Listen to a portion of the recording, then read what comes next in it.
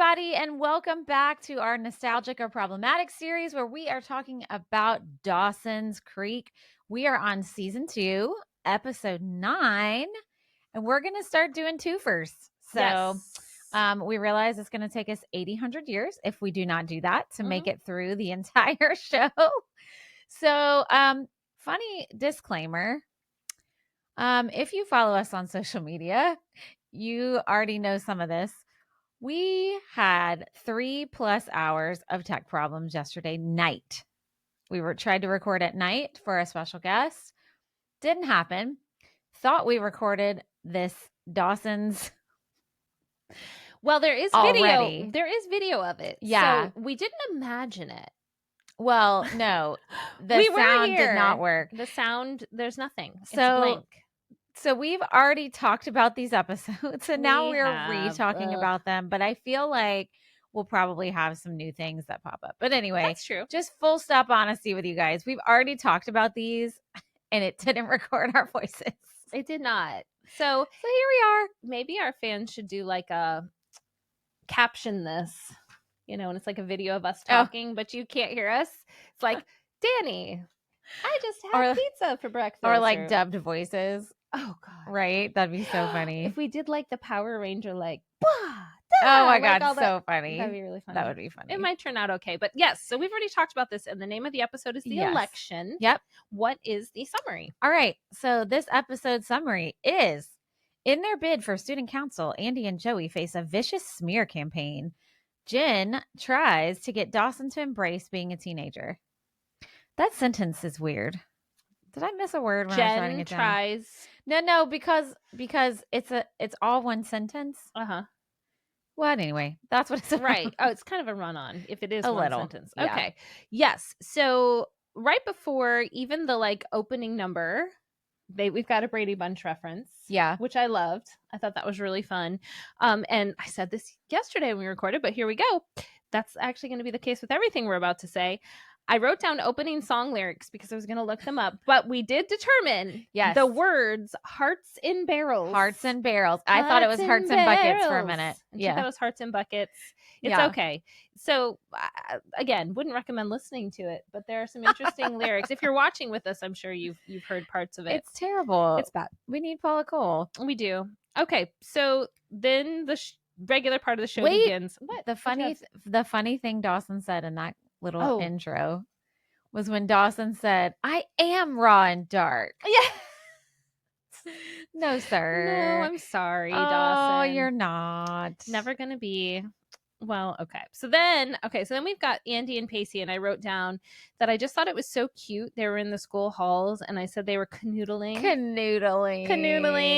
holding hands, and just like it's just they're so comfortable around each other. Well, already. It's just cute. It's just adorable. It's just precious. It's puppy love. Well, first love, whatever you want to call it. First love, young love, whatever. Because we're old married ladies, so I don't be walking down halls canoodling or anywhere.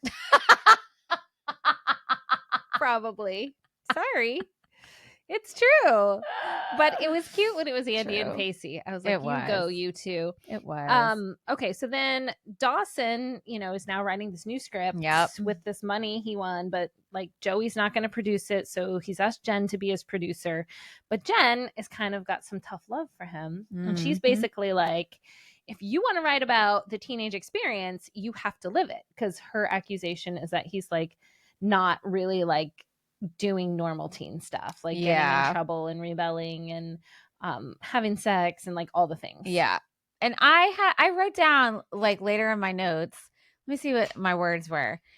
I wrote down why do we always have to change the vanilla quote unquote good teens or people just in general? Yeah. I think of Sandy from Grease. Just let them be. He's fine. He's fine with it. Yep. He didn't feel like he's missing out now, but he is okay with it. If he doesn't want to be doing all the things, that's okay. Not everybody has to be out partying and drinking. Yeah, and this whole episode was that because people were coming at him for that, and then coming at him because in the script the characters don't have sex. Right. And everyone who reads it's like, they really should like have sex. That would be more interesting. That would be more intriguing. Yeah. And I think I agreed with him when he said, well, it's more interesting to have them not, because every movie you watch, that's what happens. Especially around this time. Oh, yeah. I'm thinking of like the teen movies. And I mean, even before that, like in the 80s. Hello, even. Porky's and Revenge of the Nerds. Exactly. Well, I don't 16 know. Candles. I haven't seen Porky's yet, but I am going to take your word for it. That's going to be a summer movie. Okay. Yeah. Oh, I can't wait. I'm excited for you that. probably can. You're like, wait as long as you It's not good, can. But we'll get there. We should do it after my birthday, so I'm a little older and mature enough to handle the content. Oh my gosh. Yeah, so I thought that was funny. Okay, so here we go. Mitch comes over to the house to help Gail with some plumbing in the kitchen. Fix the plumbing. And the plumbing goes a little crazy. There's water squirting everywhere. Does it now? And he's in a white tight t-shirt, which first of all gets all wet. Yes. But then he takes it off. He takes his shirt off. Yes. Now, I'm telling you, somebody on that writing team knew what they were doing this season, because there are thirst traps all over the place that were not there season 1. Like they capitalized on him being an attractive dad. Sure. But this season, they're like, oh, right. Like he's hot and people think he's hot. Yeah. That's the feedback we're getting. So let's really like double down on this. Was Mitch like, was Mitch like the first like daddy of that time frame? Ooh. He may have been, because I can't think of any other like attractive like quote unquote dads, quote unquote. I mean, he wasn't dad. I don't know why he's on that. I feel like, not to make a negative connotation, but like the objectification of dads was not really a thing. It wasn't until Mitch. It wasn't. Even good looking ones. Right. They were just like, well, that's an old dad. But they didn't cast a lot of good looking. That's true. They did with women, middle-aged women to be moms. But they didn't like, not that they were bad looking. They just weren't like next level. Right. Hot. Like he is. Like they were attractive, but they weren't like hot. Yeah. Because there's a difference. Sure. There's a difference. Which one is Mitch? Well, we know. But also, let's talk about the weirdness about them banging away on the kitchen table and Dawson coming in. Yeah. Hello. First of all, their bedroom is right down the hall. It's their house. Like, if you know your kid's about to come home, maybe not. Like, that's weird to me. I'm sorry. Yeah. Like, not caring, like, if you're just mid-thrust and your teenage son walks and there's, like, no wall. It's, like, all open. Like, yeah. But then I thought the camera work was weird, because Dawson sees what they're doing, and it registers, and he still stands there. Mm-hmm. And, like, has this weird look on his face, which I guess is supposed to translate to, like, oh, yay, I'm happy. My parents are whatever. But, like, I would be running, screaming for the hills. Yeah, I mean, like hello? I don't care what kind of sex positive house you live in. I'm pretty sure most teenagers don't want to see their parents banging. Right.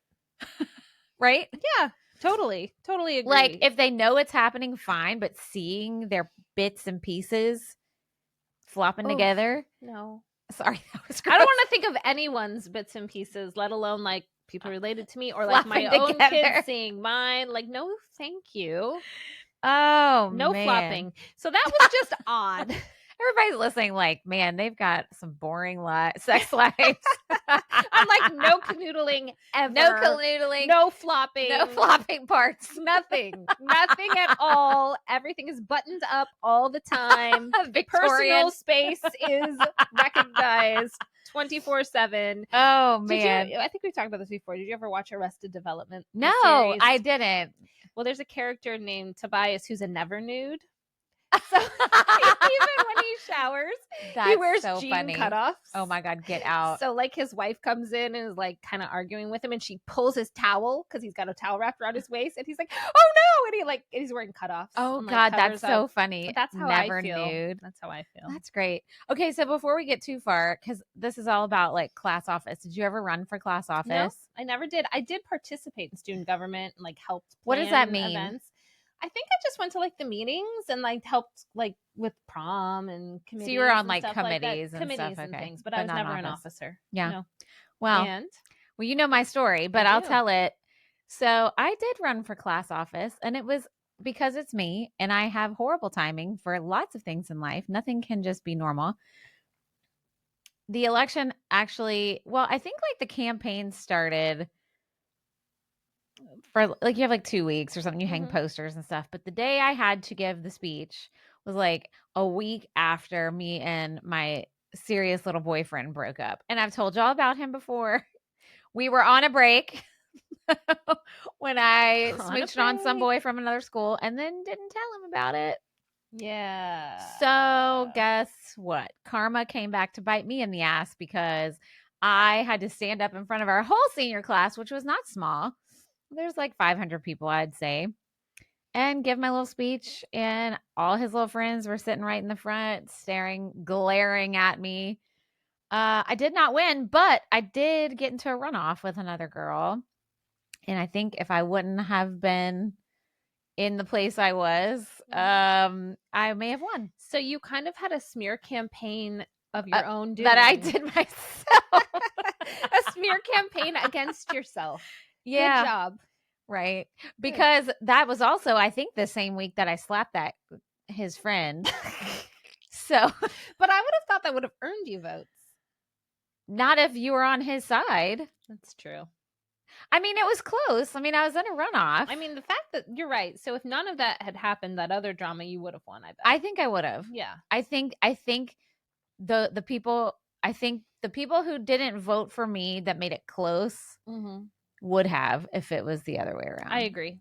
But it's fine, guys. It's okay. Neither here nor there. Ancient history. I know. Ancient history. Okay. So speaking of them, the people running against each other. So if you haven't watched it and you're just listening, Andie decides to run for sophomore class president. And then she gets Joey to be her running mate. But Joey's very like hesitant because she's like, oh, they're going to drag like my family history through the mud, like her dad and everything. But Andie's like all positive about it. So the first little inkling that we get that there probably is going to be some smearing of family things is when Abby and Chris Wolf, who are running together, go to Joey's restaurant to talk about their campaign because it's always deserted there, according to Abby. And they go there and Abby just kind of gets nasty with Joey, and Joey pours a pitcher of water over Abby's head. And instantly drenched. It was a huge pitcher of water. That was hilarious. I know. We should not validate that behavior. And Abby had those little baby curls. Oh, yeah. I did like her hair in this episode, but they were like, it reminded me of my girls that have the really, really curly hair. Hers was like curling iron, but like, as soon as it's wet, it's like instantly flat for like 2 minutes. And then it just kind of creeps back up into the curl. Well, hers was definitely curling iron. Hers was curling iron, so hers wasn't going to come back. So have you ever put water in somebody's face? Put water. Have you ever thrown water in somebody's face? No. Dumped water on somebody's head? Never. Okay. I've never done that, Danny. I've never smacked anyone. I've never punched anyone. Pulled anybody's hair? No. Okay. Have you? Yeah, remember I told you the only fight I was in. Oh, that's right. Real fight. Yeah, I grabbed her ponytail. So the smack was the friend. The real fight was a boy. And I've slapped a few boys across the face. Sure. That's fair. So, you're small though. I know. You're smaller. And so I wonder like if that has something to do with it. Cause I don't even when I'm my maddest, I don't ever feel like physically intimidated necessarily. It's like the small dog syndrome. I was going to say that, but I didn't want you to get offended. Probably. So my littlest dog is the meanest and loudest and will bite your ass. Yeah, see, that's probably it. My big ones that could actually hurt you would never bite you. The thing is, I'm not a violent person, even though my past may say. And I will shrink away from confrontation. I do not like it. But if I have to do it, it will happen. But there are some things that will send me over the edge. Like if you call me a slut, then you're getting slapped across the face. Sure. Fair enough. Just saying. Fair enough. You will. Even if I jump up and slap you. Even if I need a step stool to do it, I will do it. But anyway, okay. Yeah. So let's talk about like the Chris thing. It's so funny to me because it's so high school how people could be like all cool with each other one minute and hanging out. They were all at his house. They spent the night there. And then all of a sudden he doesn't like them now. And he's against them. He wants to tear them down. Yeah. And So he wants high school. to like tell everyone everything. And then like, and that's like what with him and Joey and Andie. But then it's like him and Jen aren't even like a thing, or well, I guess yeah, because he comes later to the auditions for Joey's thing, and it's like, well, they decided that when they were together, they were. Remember, he was like, "Are you cool with this? Like, it's just a casual hookup." Yeah. But I agree with you. That is it's so high school where it's like it's so accurate. Best friends, but not anymore. Yeah. But best friends again, but also not anymore. Hot and cold. Hot and cold. And like strange like alliances like him and Abby. It's actually a great alliance. I know. To be honest. But it's like, oh, but also, where did that come from? Why is he sweating her so hard? I don't like know. If he's like this person who sleeps around all the time and gets all this action, why is he so desperate for her? Well, she's probably hard to get. And also, do we really think that Abby would have been like, ugh, you're gross? No.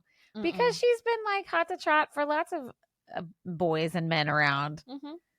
I don't think that's very believable. Yeah. Unless she's just, Abby knows how to push people's buttons. And maybe she knows that by like kind of acting like she's not attracted to him, he's going to be more attracted to her. It's almost like a game. Oh, like, yeah.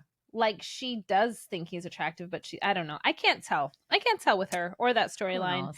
Okay, so now we have to get to the part where Jen is trying to convince Dawson to steal. Yeah.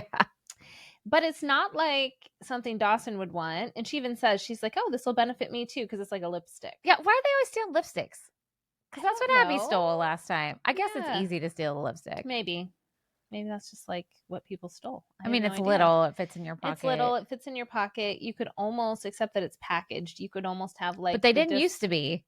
Yeah, so you can almost have the disbelief. Oh, I had this. This is mine. Like you almost could back then. Yeah. Because they can't like go back on a video camera and say, no, we saw you put it in your pocket. Katie. Yeah. You need to tell your shoplifting story. Okay, so I told this yesterday when there was no sound.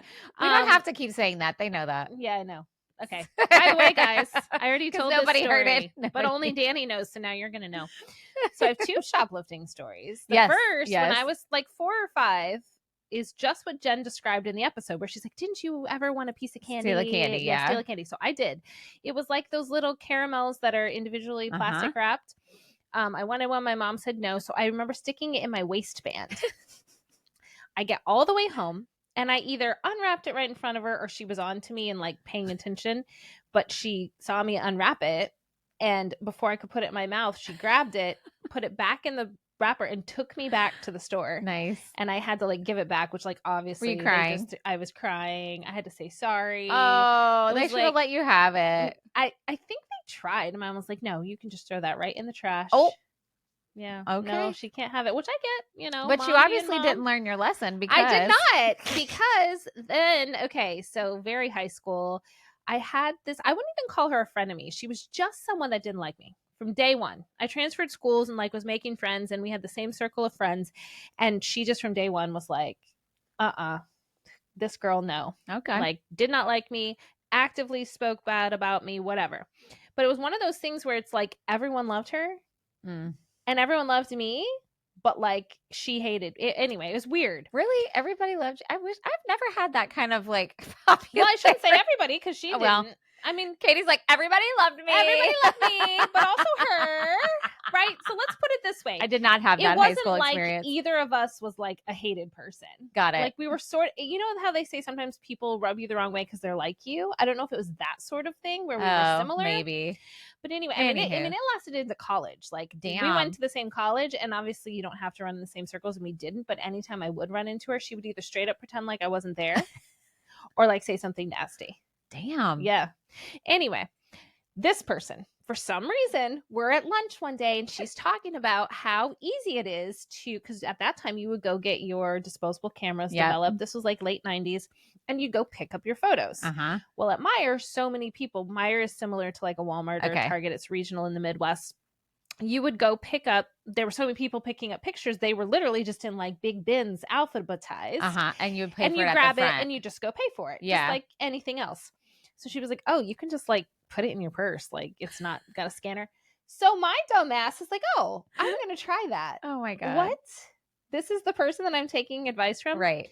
So I go by myself. Purse is completely empty. I still remember the shirt I had on. It was this tank top I loved. I should find a picture.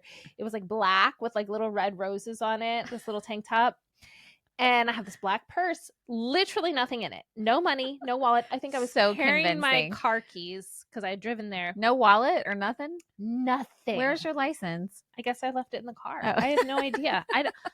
I just thought, oh, the emptier my in purse. A purse. Like, I don't know. So not slick. I find my pictures. I look, there's like nobody around, stick them in my purse. But then I'm like, oh, I can't just like walk out. That's like super obvious. So I start walking around the store. Well, I noticed this guy kind of like, I keep seeing him and I start to get creeped out. Ruh-roh. He's just in like a flannel shirt, whatever, maybe in his 20s. And I was like, oh, I'm starting to feel weird. So I'm like, I better just go. So I go to walk out. He steps in front of me with like a security badge. He had seen me take them. Yeah, he was. And he was just going to see if I was going to like actually take them out or was I going to take them up front and pay for them. Well, then when he saw me walking out, he stopped me, took me to this little back room. I was 17. So they call my dad. Anyway, so it was this whole thing where they were like, we're not going to press charges, but you're on this like watch list now. If you ever take so much as like a pack of gum, blacklisted, or whatever, like we will arrest you, blah blah blah.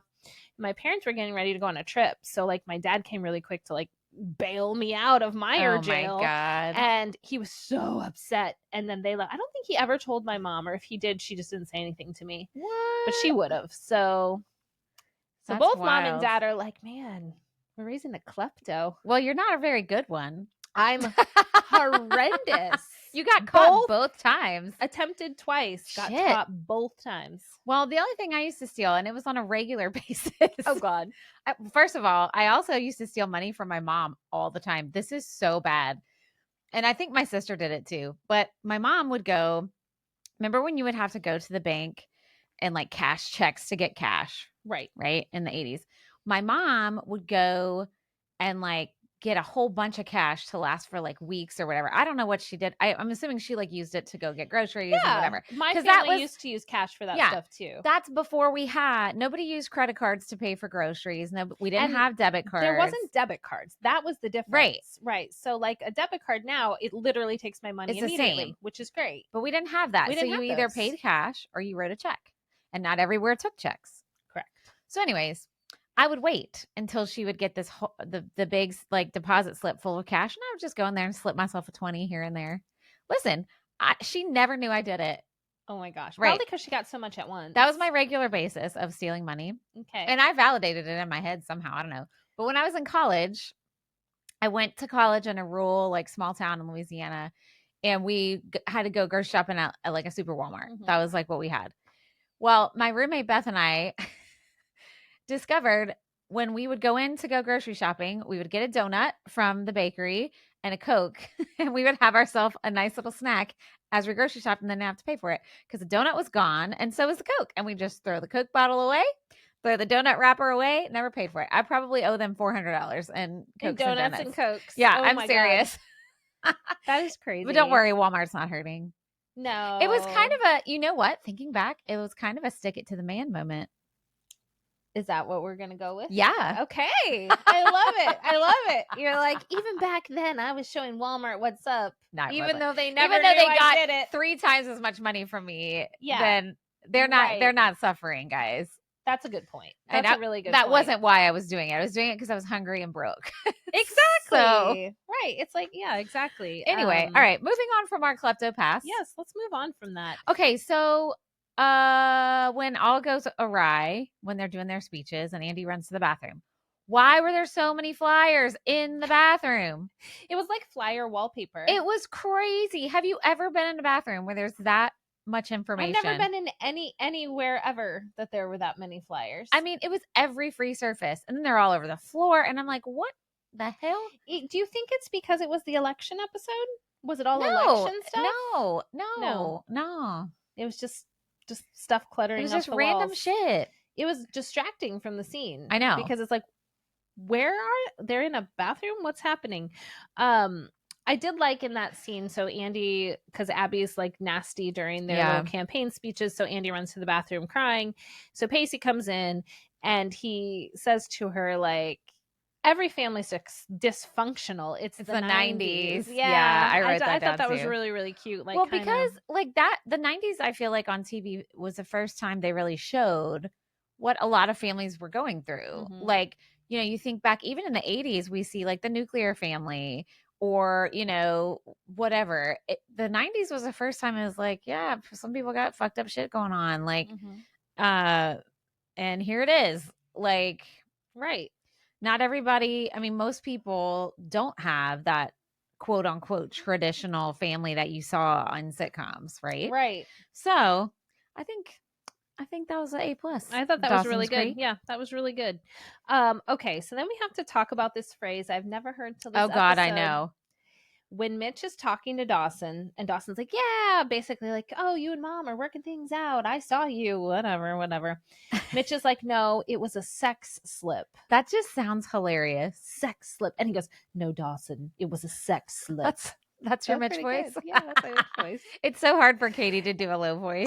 Oh my gosh. I sound like I'm growling. I know. But I'm not. Oh man. I've never heard of a sex slip. I mean, I've heard of like, but I get it. I know what he means. Like where you're I mean, there have been times when I've been in breakups and it was hard to break the ties and you're kind of like, yeah, we're done, but maybe we'll just have this one little time. Yeah. And then you're like, oh yeah. So I get it. But sex slip sounds gross. It sounds weird. I've never heard that until now, or maybe the first time I saw the show, but the things I'm picturing in my head are not what he meant. Like, right? No.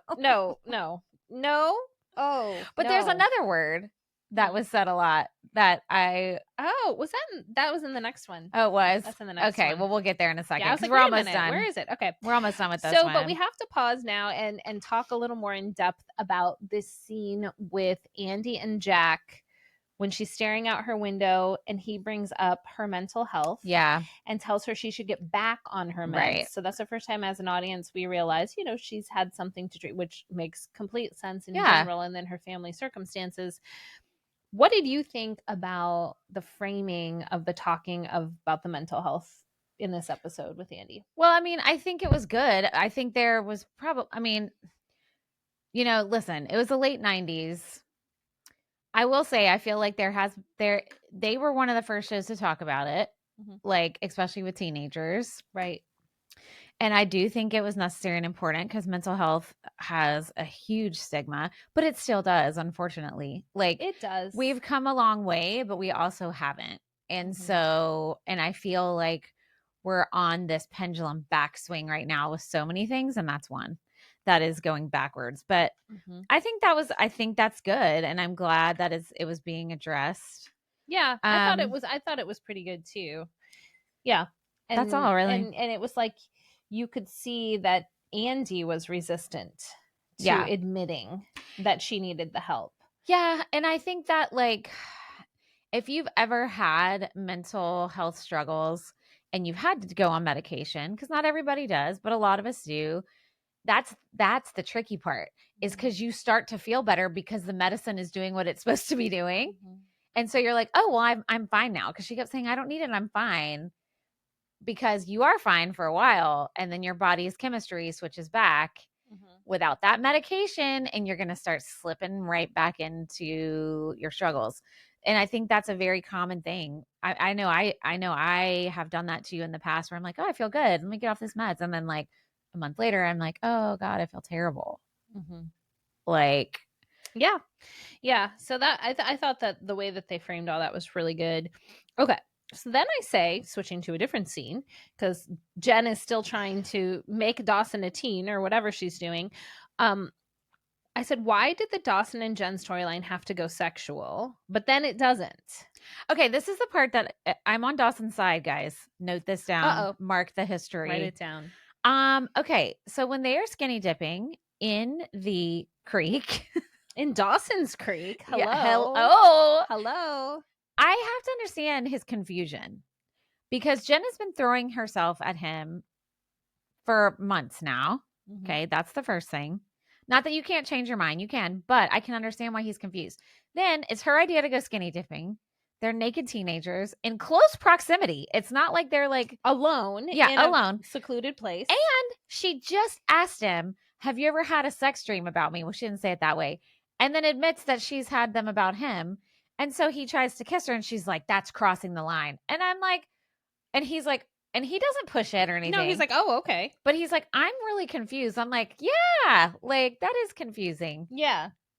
So I'm weird. On his side. It was written kind of strange. It was I do feel like it was written It was weird. like making Jen sort of this sexual being from a writer's perspective. Yeah, but then halting the brakes, I don't know, is weird. But then also being like, oh, but she can, like, almost like trying to take a stance of some sort, but it didn't make sense. Like she can, it was very weird. She can say no at any point, which she can, of course. But it was like in real life.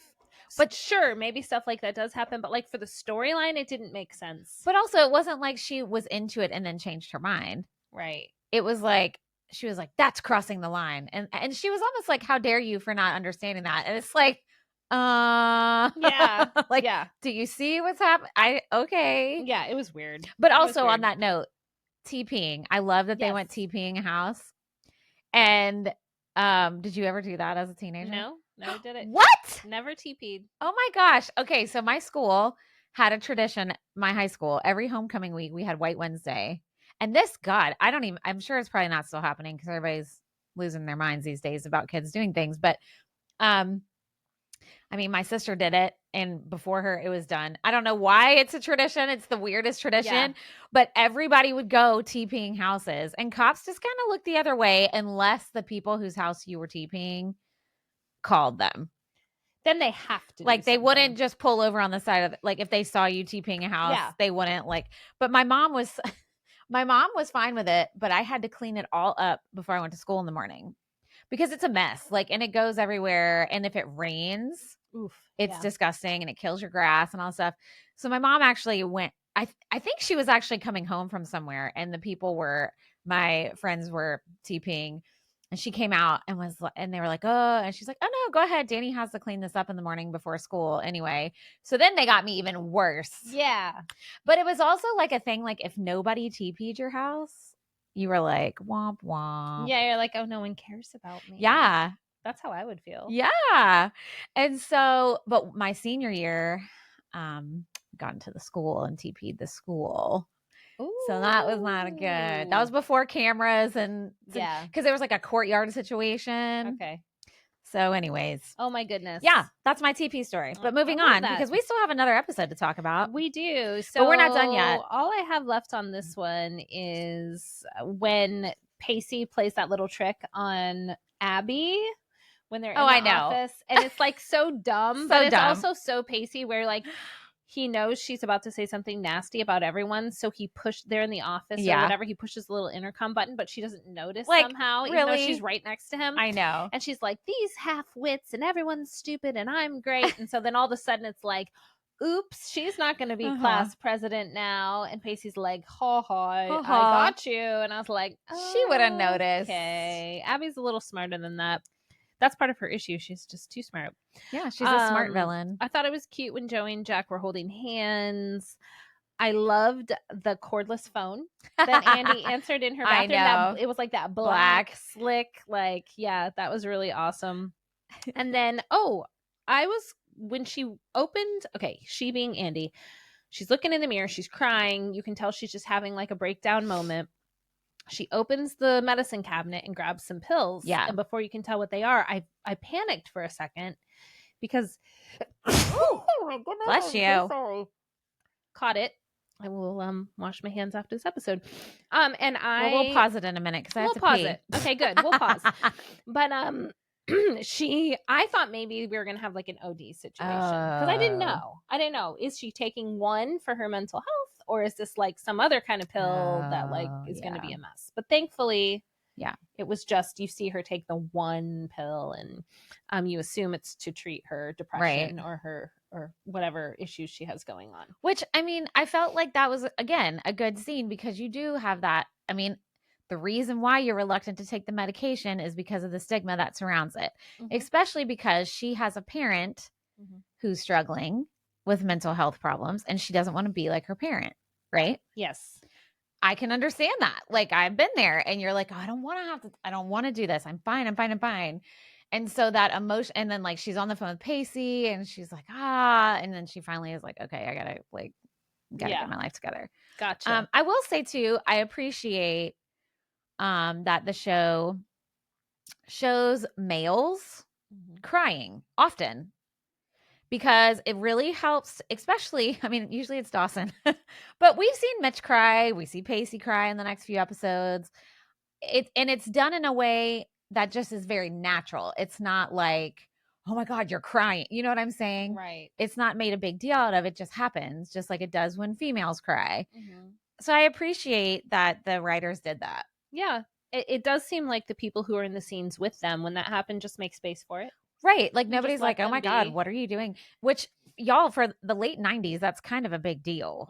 Like nowadays, it's not. Like I feel like a lot of that toxic masculinity, I mean, it's again, it's pendulum there, swing. But yeah. Well, yeah, that's true. we're swinging right back into it. It would have been a big deal to see that. Right. Yeah, it would have been. And speaking of that, in that final scene where Jen is inexplicably sitting on the floor doing her homework by the sink, by the kitchen sink. In the kitchen. It's like, what? But anyway, that's where she is when Dawson walks in, and he's having a moment. And I wrote down, he says to Jen, thanks for being here. Yeah. And Jen says, thanks for letting me. Yeah. And I felt that, because I think it's hard to let people into that. Yeah.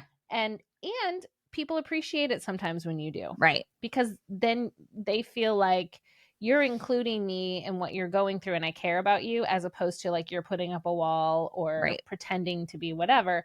You know what? Everyone has to process things however they need to process it. But I just thought her saying thanks for letting me was really sweet. It was. And I felt that. All right, we're going to pause, and then we're going to pause, and then we're going to do episode 10. Yep. Be right back. Not that you'll miss us, because we'll literally be 1 second and we're back. 1 second. Okay. Great. We're back now. We're back for again. Season 2, episode 10, entitled High Risk Behavior. Ooh, what does that mean? Let's find out. All right. As Dawson's new film exposes his uncertainty over his relationship with Joey, Pacey and Andie explore the idea of having sex. Ooh. Jack offers to help Joey salvage an art class assignment by posing in the nude. We have so much to say. I cannot with this. We're going to keep it short. We're going to keep it short. Okay. All right. So, opening scene, it's Dawson and Pacey. This is before the intro song, looking into each other's eyes, saying these really meaningful things about being in love with each other, which immediately, they're just probably doing Dawson's script. Yeah. And they were. And so Pacey's critique of Dawson's script is, you write in too many syllables. Yes. Which monosyllabic. What does he say? That's wrong. Yeah, monosyllabic. What did I say? Not that. Monosyllabic. Never ends. I don't know. I think the way I said, I don't know. You're right. That's correct. But he carries the joke through the scene. So later on, when Dawson says something like, oh, discombobulated, Pacey is thinking about, he's like, discombob. Yeah, that's too many syllables, Dawson. This is what I'm talking about. And it was just a really cute scene. It's funny. But, again, Pacey right away is telling Dawson, oh, you gotta, I know. Why don't the main characters have sex? Blah, blah, blah, blah. And then that theme carries through the whole episode. Well, I will say, like I said already, I mean, his opinion of leaving it out, I'm good with. He doesn't want to, you don't have to put it in if you don't want to. Also, I hate it when people try to control your creativity. Yeah. Totally. I don't like that. When we first started our podcast, we had lots of people close to us, husbands, and friends and stuff, telling us, "Oh, y'all need to do this. Y'all need to do that. Y'all need to do that." Not that that's bad ideas, but also we knew what we wanted to do, right?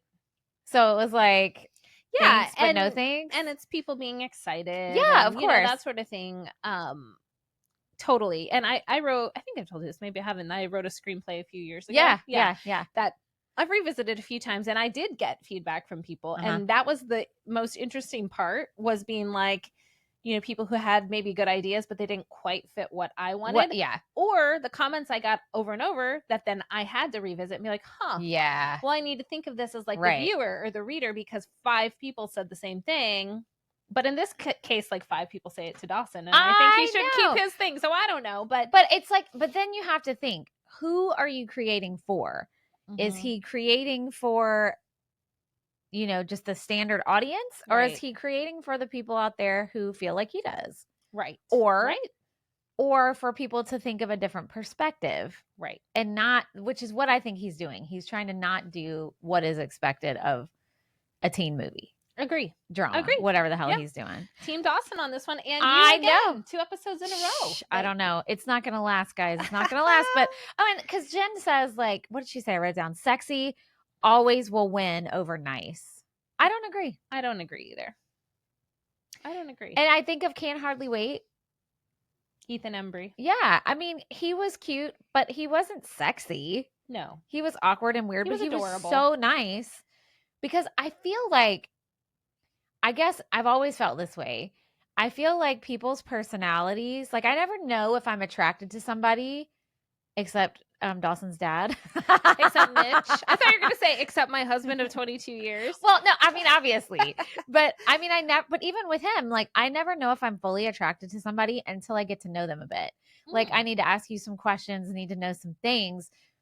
And then the attraction happens for me. That's just me. Right. Most of the time. Now, of course, like there are times where I'm like, oh, that person's super hot, blah, blah, blah. But for me to feel truly attracted to somebody, I gotta like know what's up with you. No, same. Because if you're a dick, then that takes, I don't care if you are Dawson's dad. If you're a jerk or like, you know what I'm saying? Yeah. It's just funny. And he's like super old by now. So like, I'm okay with just remembering him from the late 90s. Yeah. But people are probably like, that's not nice. But anyway. No, he's still, you know what I'm saying? Like, cause nothing can put a fire in the loins out quicker than somebody being a dick. I mean, yes. Am I right? Yeah. You are. Okay. That was just a very direct way to say that. Thank you for coming to my TED Talk. It's there. So speaking of loins then, this whole scene where Pacey comes up to Andie's locker and it's just like, hey, my HIV test was negative. And I'm like, what? I mean, good for him, but like also... So again, I think timing is everything. Yeah. Obviously, the writers were trying to make a point. Right. It's okay to get tested for this thing. Like, Pacey did it. It just felt like very like, okay. But then it leads into a conversation about sex, which this was the word we were talking about earlier in the other episode. Yes. Several times. Pacey at least uses the word scrump. SCRUMP. Scrump. To mean sex. I do not ever recall using that word as sex slang. I have never heard that word. I was like, so he said it once and I was like, oh, Pacey, just being silly, just like I don't think that was a thing in the 90s. And then he kept saying it and I was like, is this a word?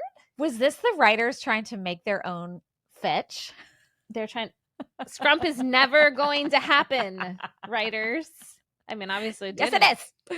I don't know listeners, if you knew that word outside of this context, I know. Please let us know. I've never heard that until this episode. Yeah, I thought that was crazy. But that being said, their whole conversation about like the HIV test and scrumping or whatever was very like honest and open and just like not embarrassed to talk about it, but also not embarrassed to be like, oh, I don't know if I really want to. Like, it just seemed very like vulnerable, but safe. It was a safe conversation. It was also super cute how they were like, well, do you want to? I don't know. Do you want to? You answer first. Like, it was really cute. It was cute. So, I liked it.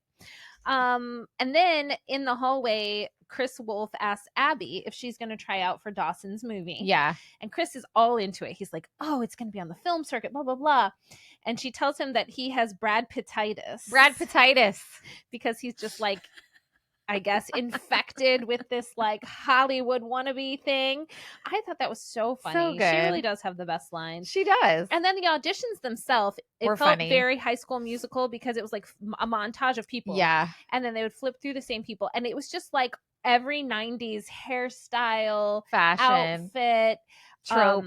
Like the cheerleader chewing the gum. Yeah. And then, oh my gosh. And if you've ever been in an audition, you like felt it. You're like, oh man. Or if you've ever been on the other side of the audition table, which I have been, like Dawson and Jen, that feeling too.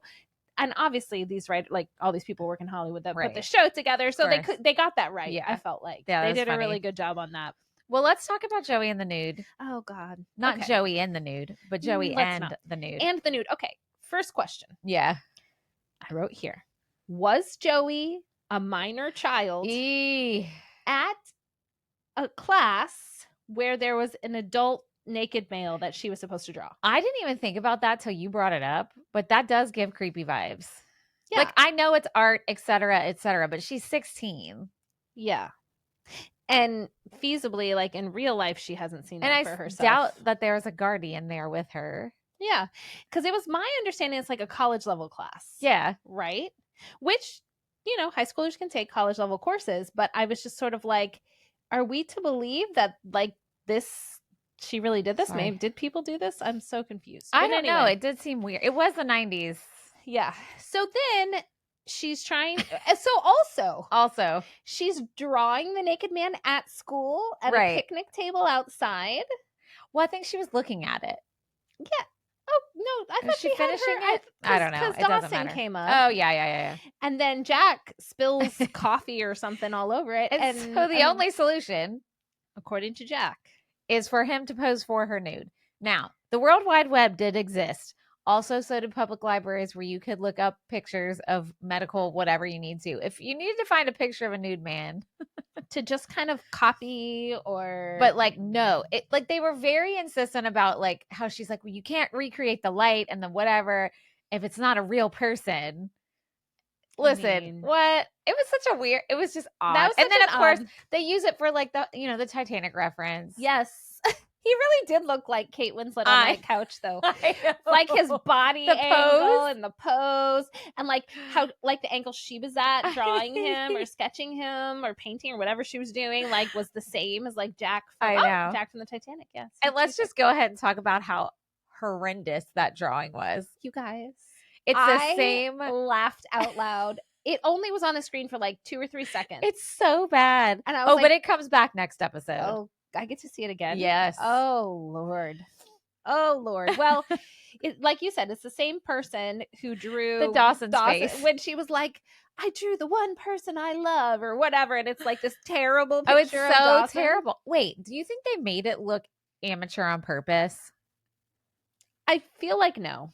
Okay. Because they spend a lot of time having the audience believe that Joey's very gifted. Yeah, you're right. So I think that's what makes it funny too. Yeah. It's like, so you had me where I'm like, wow, she's like, and then you're showing us these supposed finished products. Like a sick person. And like someone and some like art professor is like, oh, you have so much talent. Like, what? These are terrible. These are terrible drawings. Oh man. Yeah. Okay, so then I had another little laugh when Andie and Pacey are talking. And actually we have to go back before the laugh because I had an ex or a problematic when Pacey grabs Andie's meds in the yeah, she picks up her antidepressant and of course runs into Pacey there. Yeah. And he tries to see what's in the bag and she says no, and then he takes the bag and then he's like, oh, this is Xanax. Isn't that used for anxiety and depression? Kind of like Prozac. And it was like a little commercial like weird. In the middle of it. But it made me so mad. And then she lies and says it's her mom's, which even if it was her mom's, it's not his. It's none of your damn business to look at or grab. If someone is holding something and they say, I don't want you to see it, that's it. Yeah. Especially in a drugstore. It's not cute.